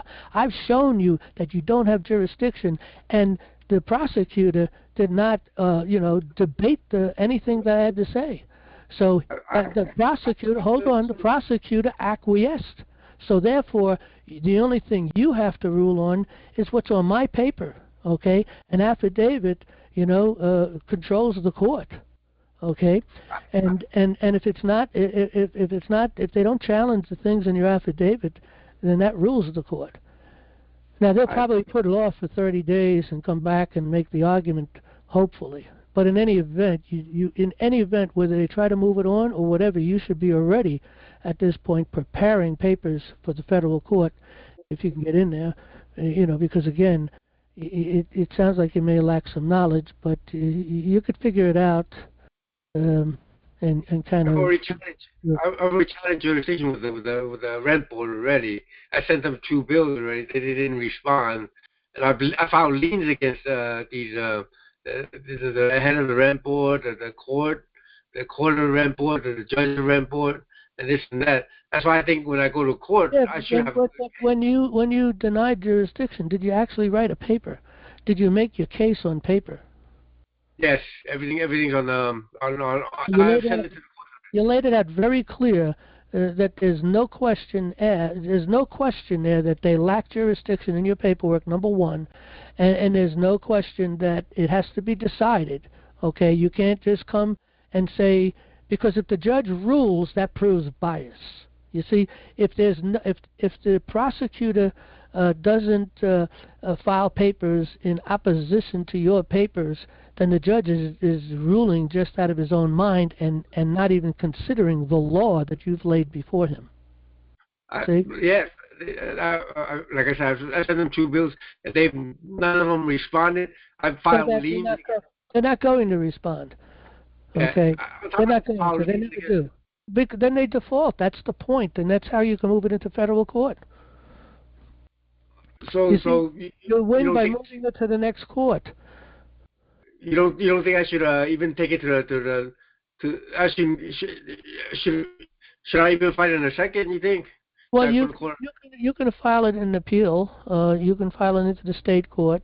I mean, where you're at, you may want to go into the county court. The county court's going to rule against you. Then you can move it into the state court. The state court will rule against you. Then you can move it into the appellate court. The appellate court will rule against you. Then you can move it into the federal court, who doesn't hear the case at all. They don't need to know. They don't know. They don't want to know what the case is about. They just want to know the law. And so your position is the law is all about jurisdiction, so you have a chance to win in the federal court. So can I just file with the federal court next, or? You can go directly to the federal court, or you can work yourself up the line. Maybe move your case into the next step, which is probably the county court, okay? And that'll give you 30 days, give you more time to learn, more time to read, more time to prepare, okay? And write a better paper, maybe. I don't know how good your paper is, but, when I look at my papers, when I first started this, I thought they were pretty good, but with hindsight now, with what I know, they wasn't very good at all. I missed a lot of things because I didn't have the knowledge. I didn't do the schoolwork, so to speak. I didn't do the research and the reading yet. In the beginning, and you're fumbling along trying to get through this process. But again, now once you spend more time in this, you get it. That's why a course is something that you definitely should take. Again, a 90-hour course, you can do it pretty quickly. A couple of weeks, you can get the whole thing done. I mean, you'll always go back and review. You make notes as you're going on along as the things you need. We teach people don't make notes in the class because we have all the notes you need. You just make bullet points along the way. Oh, I've got to remember this bullet point and where it's at, and because that's important for my case. So you just make a bullet point notes. That's it, nothing more. And then you go back to your bullet point notes and you start to dig down deep to get the knowledge of whatever it is that the bullet point notes that you're applying for. So anyway, with that, we got a lot of people in the queue. We got to move on, and we can talk some more next week if you want. All right? Appreciate it. Thank you. Thank you. Okay, looks like Sean, you got the mic. What state you from? SHAWN, that's Sean, right?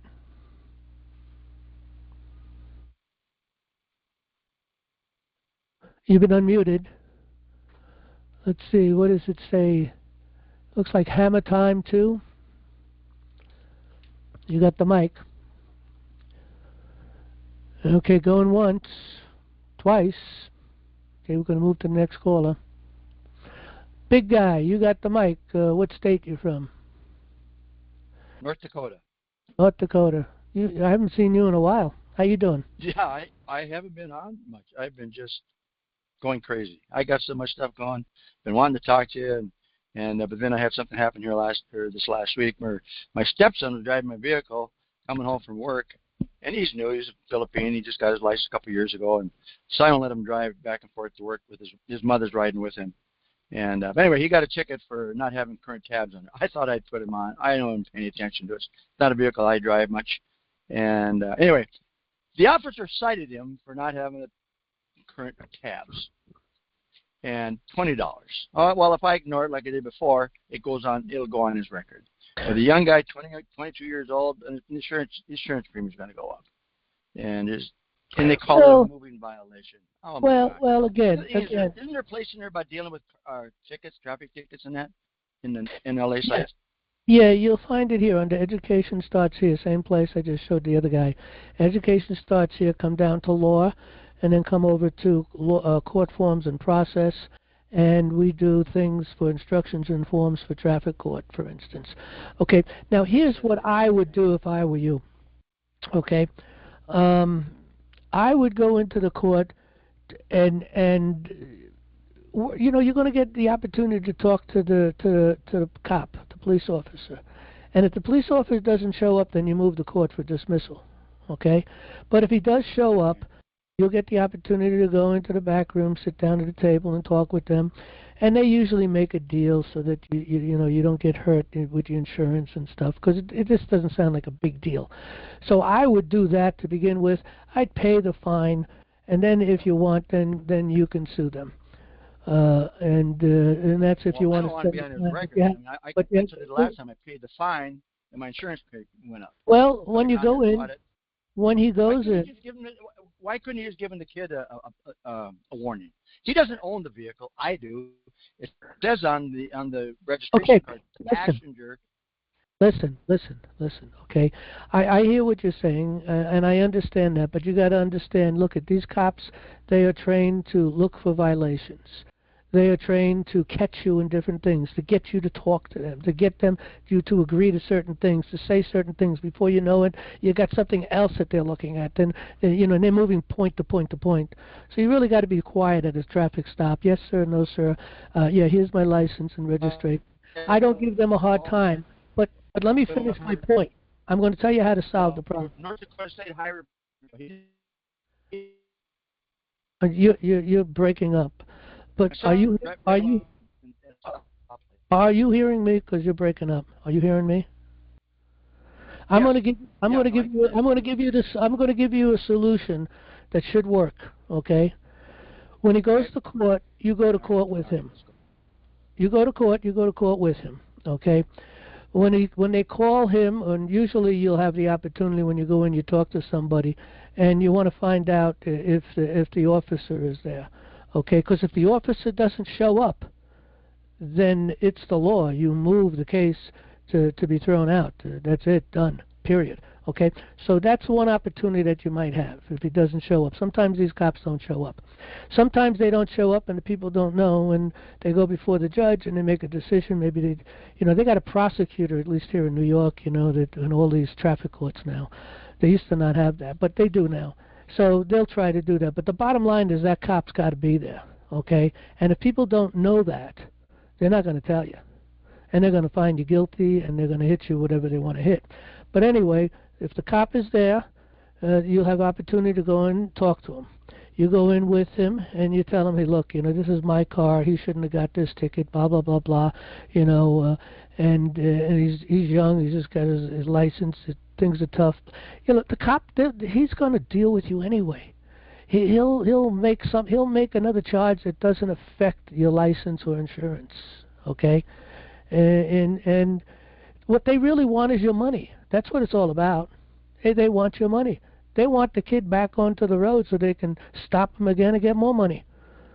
I mean, that may sound silly or crazy, but that's the facts. It's all about money. Do you know if these cops... Other than what you just said about they want your money, my son had talked to another guy who didn't have... He was the owner of the vehicle.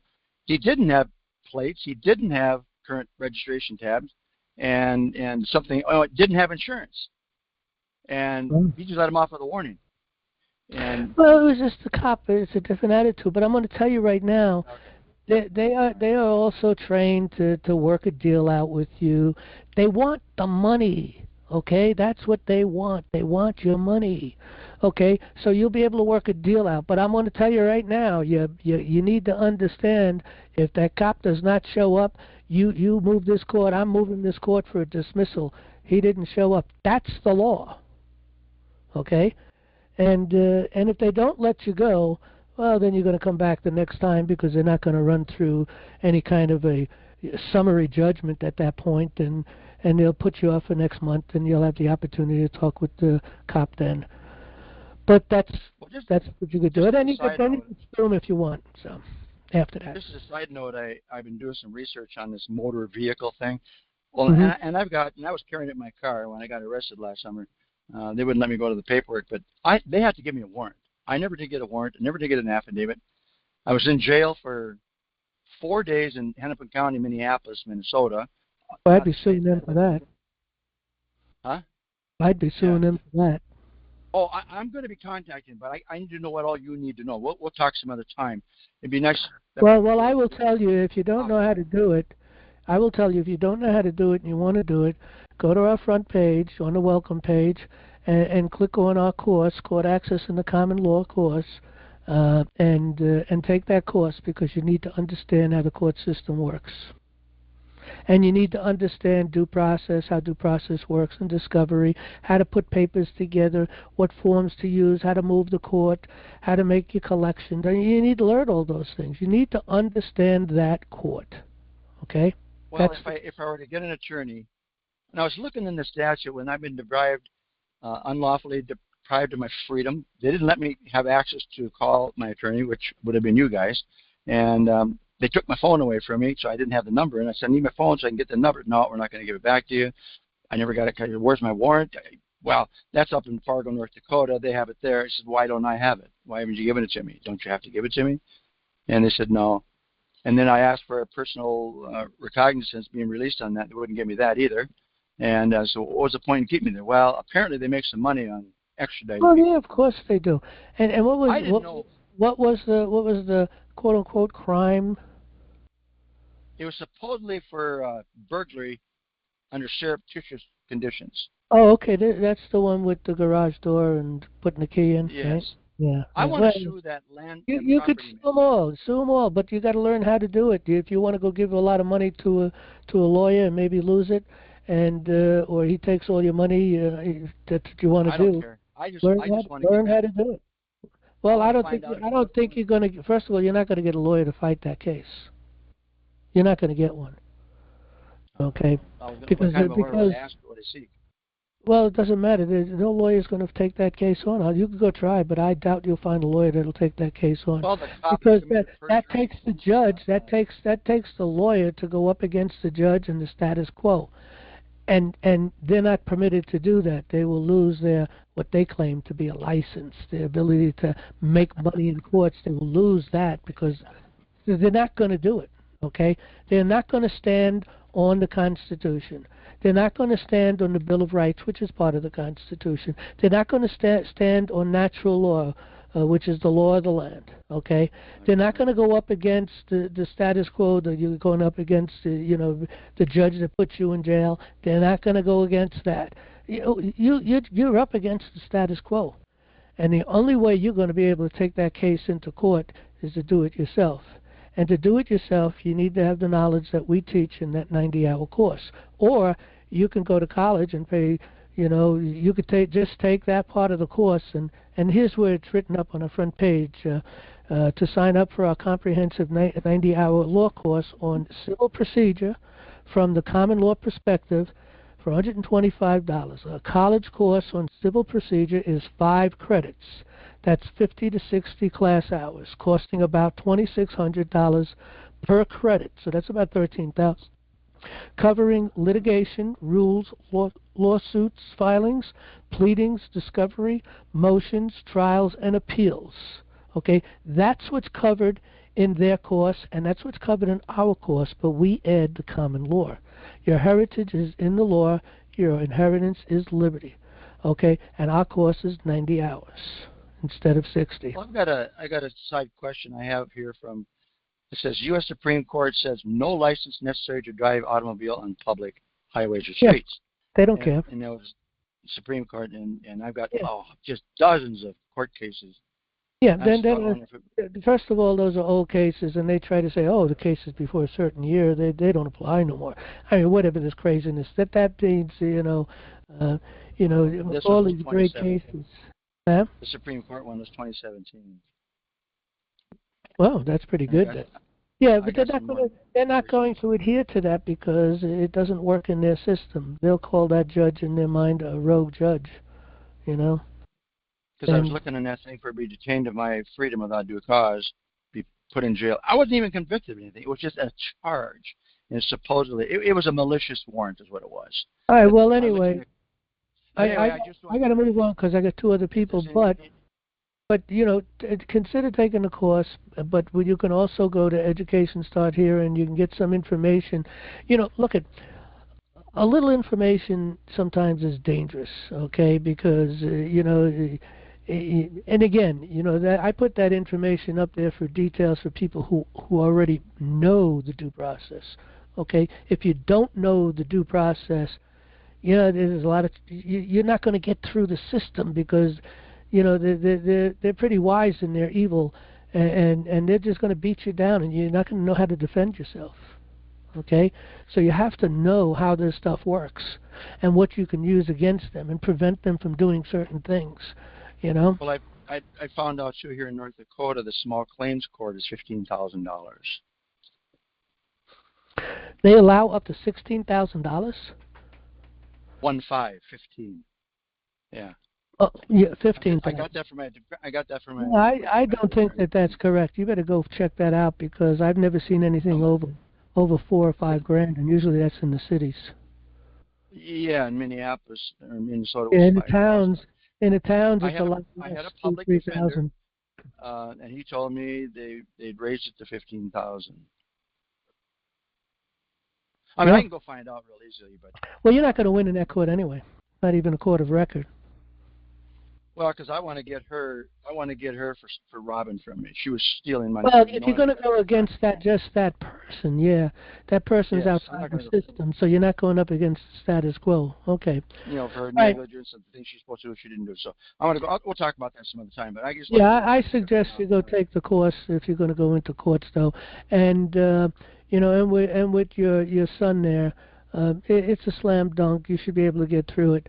And if you can't work out a deal with the cop, which would be pretty darn rare, okay, But if you can't work a deal out, hey, he's just got his license, he's young, blah blah blah. It's hard for him to live. He's barely living. He's trying to pay his insurance, his car, whatever. He needs to get a car, and it's my car. I'm the guy that and see what I think the cop's going to deal with you. I really do. Get it out of the way. I'm a busy guy. Every night I see him pulling. When I do Uber and Lyft, I see there's no traffic and he's pulling people over. For what? I don't know, but he's a jerk. But anyway, well, that's because he's trying to go up the rankings. I guess he wants to be the #1 guy in tickets. I guess I don't know how they all work that. I never was a cop, so I don't know. But I do know that they have to have a quota to begin with. They require that. That should be unlawful. And so on. And they teach these cops how to find all kinds of violations. That's why they get into a conversation with you, asking all kinds of questions. Where you going? Where you coming from? Eventually they squeeze something, a little this and a little that, and you think it's friendly, and next thing you know, you say the wrong thing, and pop, you got another violation, All right, I got to go on. It's getting late. Well, I got a quick question. Would there be any value in me sending all this paper for all this court case stuff I had you to post on the NLA site on ammunition, so to speak? I'm sorry, say that again. I have all these court cases. I've got dozens of them. And I got a picture of the Supreme Court saying you don't need a license on a public highway to permit your driver's license. Yeah, I got all that. I got all that information. I've got pages. Is that posted on the NLA site or somewhere else? It probably is, and if it is, it's probably on the page I just showed you, the law page. And I don't know whether we have that in our course, the list of all those things. But yeah, that's something I know I do have at least in my computer if I don't have it online. Well, because there is a whole list of different cases that laid that out. I'll read you. I just want to read you real quick. It's the last paragraph of the. Make it quick, because I got two other people that's getting late. Yep, it's their oath. It's just the last paragraph. The officer will uphold the Constitution and laws of the United States, the Constitution and laws of the state of North Dakota, and the laws of the community that the officer has been entrusted to enforce. The officer will not betray the officer's code of conduct, the trust of a fellow officer, and the trust of the public. And then it gives you all the Well, that's so contradictory because he's applying the civil law, which has nothing to do with the Constitution, has nothing to do with. Well, the judge that I had, he was kind of unique. He saw something in the affidavit, and I've heard you say the judges don't do it. You have to know what you're looking for. But we had to watch a video. And then I got in front of a video, and he talked to me, and he read to me again. You are innocent till proven guilty beyond a shadow of a doubt. Do you understand this? Yeah, I do. And I told this to the public defenders. No, he didn't say that. They have a video. No, he personally was talking to me when he asked me about that. So it tells me he knew something. He saw something on there. There wasn't a wet signature. There was no affidavit. But so when I asked for the dismissal, the attorney, he just wimped out and gave some little thing because in some stupid thing. I wanted to get her for breach of contract and whatever. But anyway, that's it. We got to go. Okay, thank you. Yeah, bye. All right, next caller. Ross, how you doing? You got the mic. Hey, John and Josh. How you doing? Good. I asked a question about what Congressman did prior to the Ask AI a question is called what happened if to congressmen just doing congressional work for the people. And AI just said it's just to public bills instead of keeping it private. I'm not sure I understand the question. I know something about the congressman working for the people. What about it? What are you looking to understand, or what's your question on that? I was just getting a comment because I looked up the question on the AI, and the AI gave me an answer to the the AI. Okay. Yeah. Remember, the AI is a status quo responder. Okay? Yeah, I mean, look, at the AI could be really good. I hate them on phones. But if you're trying to do some research, learn certain things, you can get a lot, but you got to be careful because they give you status quo stuff. And so they're giving you the fake stuff, the fiction, and not giving you the truth. Yes, it says in the 1800s, a huge portion of congressmen's work was private bills, legislation for specific persons, etc., for bills of grants of pensions to the widows of the soldiers. Well, look at congressmen. If you're talking about your U.S. congressmen, and they were talking particularly the big focus back then, which they're legislators. They write law, and on the U.S. level, of course, they are restricted, and they're restricted in the state too. Don't get me wrong. They cannot write law to control our behavior. That's why traffic court lacks due process and is unlawful. They don't have jurisdiction. They don't have personam jurisdiction over you. Any court that is operating with civil law, that's applying any kind of a written law by the Congress, legislative law, is no law at all for us because they can't apply that to us. We are under the laws of nature and of nature's God. Legislative law is for the government agencies, the control of government agencies and the agents that work for them, and also commercial activities on the federal level, of course, interstate commercial activities. They have the authority to write law to control that, and that's important that they do write law to control that. That benefits the people, okay? And this is defined in the Constitution under Article 1, Section 8 and Section 9 lays this out, particularly Section 8, which gives them a certain amount of powers, but Section 9 applies to it also, okay? And a few other sentences here and there in the Constitution that apply to them also. But they're able to make all the laws necessary and proper for carrying out the execution of the foregoing powers. In other words, and the powers are 17 powers plus the power to make law, which I believe it's 18 powers altogether. And but nowhere will you find them having any power to write any legislation to control our behavior. Okay. Yeah. John. Yep. This is like says this means the work of congressmen has shifted from lawmaking to casework. Well, absolutely. Yeah, absolutely. That is the problem. They are writing laws that affect the people and applying them upon the people. That's a denial of due process. Laws of men is a denial of due process. Okay. They have no power or authority. The only power or authority over people is the laws of nature and of nature's God, and that's the only thing they can apply. And that's why if you are arrested for a particular crime, they must go to the people, and it's called the grand jury, and they have to request an indictment on these charges, and the charges are not to be codes. Any kind of legislative codes, statutes or any of those things. No, it has to be under the common law. Robbery, obviously that's under the common law. They may make statutes on that, but that doesn't come into our courts. It shouldn't be coming in. Murder, assault, robbery, anything that injures a person unlawfully, that violates an individual directly, okay? That's when it becomes a crime. And fraud is a crime.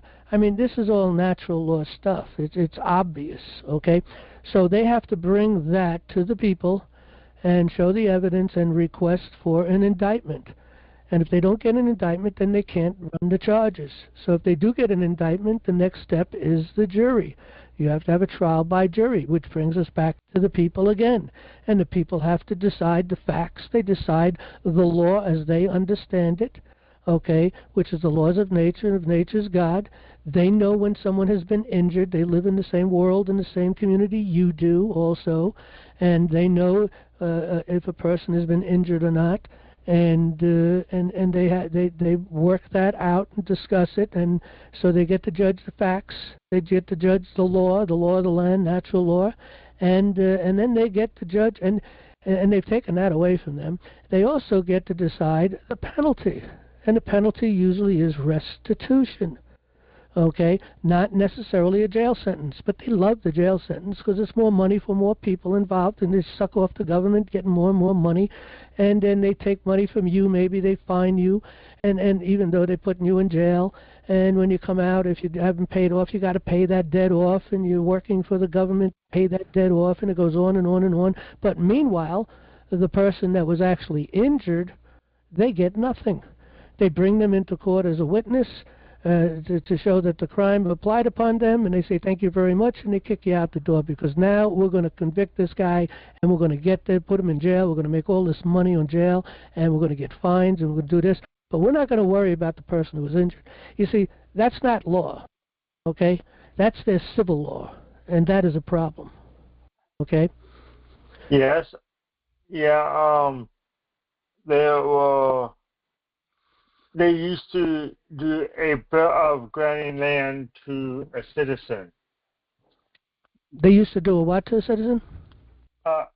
They write a bill to grant a land grant land to a private citizen. They used to do that in the 1800s. Did you say grant land? Yes.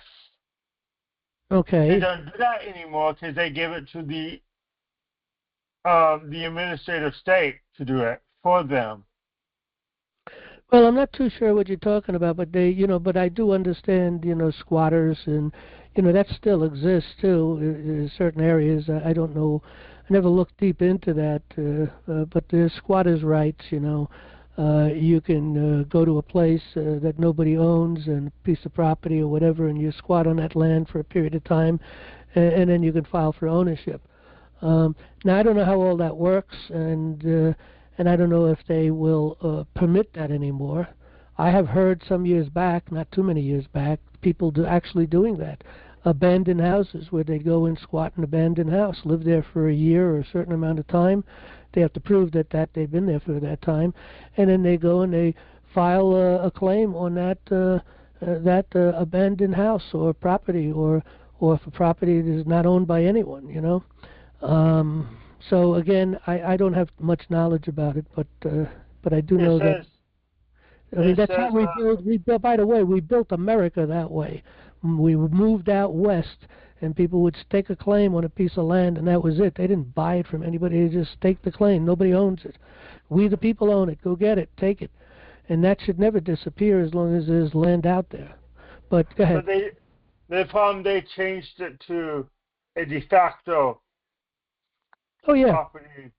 That's why we can't own it without, we have to pay taxes on it to. Right. Well, now you're talking about something a little different, which I understand. They treat people who own homes as tenants, and you don't own it. And the proof that you don't own it is the fact that if you don't pay their yearly bill, they come and take your house away from you or your property away from you, and that is the proof. That's the proof in the pudding right there. You don't own that house. You never did. You don't own that land because they created a system to take it away from you. Trump's trying to change that too. That's called administrative land deed. Well, I got a better word for it. It's called the violation of the direct tax clause. Yes. They keep taxing you over and over and over and over and over. I mean, they even tried to tax, and I've seen this trying to be done. If you go out and you have do a garage sale, they've tried to even collect tax on the money that you collect, the few pennies you get on a garage sale. These people are insane, and they don't stop. And that's why we need to take this court system back, and it starts at the Supreme Court. If we can get the and I'll tell you what, with what we're doing, and if the people get involved, enough people, and there's enough focus on what's going on, and when our papers hit the doors of the United States Supreme Court, okay, they got to deal with that then if the people are watching, and also if the administration is watching with us and pressing the issue with us. Okay, they got to deal with that. And the fact of the matter is, they have to turn this nation back to the people. And, you know, we're going to set all that up in our wherefore clause. I don't know that we'll call it a wherefore clause. This is a presentment, but it's a type of a wherefore clause. We may use different verbiage for that. But nevertheless, we will tell them exactly what they need to do. And it'll be so obvious. You know, obey the Constitution. Let's take a very simple one that's been beat to death for as long as I've been alive. The Second Amendment. The right to have a weapon, that right shall not be infringed. It's a very simple word, infringe. Anything that puts a block on you in any way, shape, or form is an infringement. So don't tell me I can't have a weapon. Don't tell me I can't have a lot of bullets. Don't tell me what kind of a weapon I can or cannot have. You don't have the authority to write law. You cannot infringe upon my right. And the purpose and the reason for people to have weapon is not just to go out and have target practice, or maybe even going hunting. The main purpose is to protect yourself from them. And they've proven that over and over again, that we need to be protected against them. Because they just don't stop. They keep taking, and destroying people's lives. We need to stop it, fix it. It's also the problem, they want us to have a K permit to carry the gun. That's also prohibiting. Well, of course it is. Yes, it is. That's an infringement. Look, the only thing I agree with, okay, is to run a background check on the individual. And that still can be done. I mean, look, we're in a world of electronics, the world of communications. All they have to do is run things through a computer and pop, they know right away. Anybody that has the licenses to sell weapons, okay, they should have access to access to whatever they need, whatever sites they need to get information on an individual, whether there's a reason why this person should not have a weapon, and if that comes up, then that person has the opportunity to take it to the judge locally and make the argument, and they have to hear the case, and maybe the judge will agree with them. Yeah, you're right, and go get a weapon, and that's that. He'll give the order to the sheriff, I guess, and that would work out. I couldn't get a gun. Why not? Vision impairment. I don't know what your impairment is, so I couldn't comment much on that. But it's something you got to think about. If you think you're capable of getting a weapon and being good with it, I don't know. Safe with it, basically, what that means. I asked my eye doctor, and he said, no, because you have very poor vision. Well, poor vision is not a good reason. Okay? You can put on glasses. Poor vision is not a good reason. Look, I wear glasses, Yes, your glasses correct it back to 20/20 vision, probably. Mine don't. Okay, that could be a problem. I don't know. And I never looked into that, but I can understand both sides of this problem. And obviously I can't make the decisions on that. But with that, I got to move on to our last call. Okay, because we only we're over time, but we'll give this next person a couple of minutes. All right, Ross, good talking to you. Okay. Okay, let's take our next person. It looks like Aaron. That's your name. What's your state? Tennessee. Tennessee. Aaron from Tennessee. You got the mic. Go right ahead. Hey, I never heard of you guys until I came across a video someone was advertising on TikTok. There's a video floating around it's a military tribunals. Yep.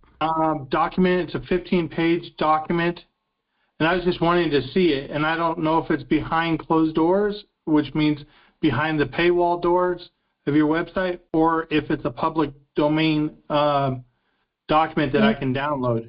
Well, I'm not sure I know what you're talking about. If you can send us some links to go look at what you're talking about, because everything we have here is available to anyone. We have most of our courses are free of charge. We do have a couple of courses that we ask people to be premium members to, which is given $5 a month or more. If they're on such a limited income and they really can't afford that $5 a month, we'll let them get that access free anyway. But generally, everything we have out here has been free. We have a tremendous amount of information. Now, we do have a law course that helps to really support National Liberty Alliance. Yeah. So, and that's $125. But other than that, we only ask for $5 a month to support us to become a premier member. And we ask everyone to become a premier member. If you believe in what we're doing, we need your support. We can't operate without money. It's an unfortunate thing. And we can't go to the Supreme Court without money, you know. And so people need to, you know, send us some money in order to do the things we need to do to take back this republic. And no, I understand that. The document file name that they have on the browser is Zero File on Demand. That's all it says. And it's a doc file. Okay, if you send us an email, send a mail to mail, M-A-I-L, just mail, at nationallibertyalliance.org. Send us the links and then bring this up again next Monday. We'll look at it and I'll talk about it. But we don't hide anything from anyone. No, I understand that. I wasn't meaning it that way. I just didn't know. But what I'm trying to say is, look, we're not out there to make money. We're not charging. We offer, but and people need to know that. You know, there's a lot of places. I've been to sites where, you know, you get a little bit of information, but in order to get any, you know, to understand what the site is about, and so you have to join and become a member. Okay, usually not pay, but become a member. I don't want to become a member of anything until I know a little bit, until I know what's going on, what these people are about, what they're doing, and whether I need to be a member or not. And then when you get in, sometimes, you know, you find that they charge you for this and they charge you for that. You know, we don't do that because we have one focus in mind, and that is to save the republic, and we give everything that possibly we can for free. And so if there are documents, you should be able to get to pretty much any document on our site, with the exception, and I'll tell you what, even our law course, a lot of the stuff that's in our law course is spread throughout our site. You can get a lot of this stuff on our site. And you know, a lot of the forms and stuff, I mean, you can get the forms. You can Google forms and get all kinds of different forms. And forms is only a format of whatever the process is you're working for. Whatever you need to file a particular paper somewhere, it's called forms. And they kind of lay it out for you as a structure, but you do what you want with that. Take the form. I build websites for a living, so I understand all that. I just didn't know if this particular document was behind a paywall, and I wasn't trying to accuse you or anything like that. What's the name of the document? It's all it says on the document. File name is zerofileondemand.doc. That's all it is. Yeah, but what exactly is the document? It's about the military tribunals. That's all it says. Okay, yeah, I don't. You'd have to send me a link, and then I can look to see what it is. But and it says it's on nationallibertyalliance.org. Yeah. Yes, he mentions you guys specifically. Okay, well then it's probably up somewheres, and you'd have to send me a link, and I'll try to find it. And if you come on next Monday, and you know, we'll hopefully we'll have it for you. Okay. Thank you so much. You got it. Thank okay, you. That was our last caller. Thanks, Aaron. Okay, Lord willing, we'll see you all next Monday. Good night, everybody. Thanks for coming.